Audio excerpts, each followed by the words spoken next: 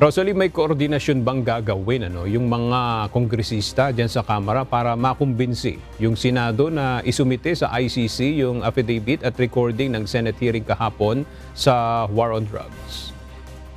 Aga, kung ang House Quadruple Committee chairpersons yung tatanungin, wala silang pakialam sa International Criminal Court o ICC.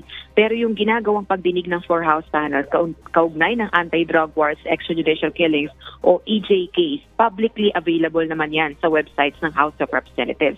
Pero si House Deputy Minority Leader at ACT Teachers Party List Representative Franz Castro may apela sa Senado na isumite sa International Criminal Court o ICC ang affidavit at recording ng pagdinig ng Senate Blue Ribbon Subcommittee. Ito ay matapos ng dumalo sa hearing kaugnay ng anti-drug war si dating Pangulong Rodrigo Duterte.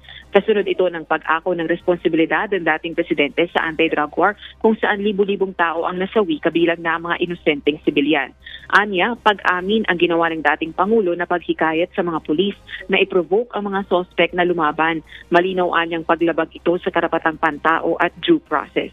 Samantala, ayon naman kay House Assistant Minority Leader Gabriela Women's Party List Representative Arlene Brosas, dapat ay ihinto ng Marcos Jr. administration yung pagharang sa investigasyon sa ICC.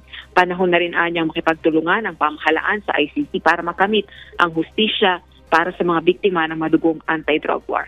Balik sa iyo, Aga. Maraming salamat, Rosalie Cos.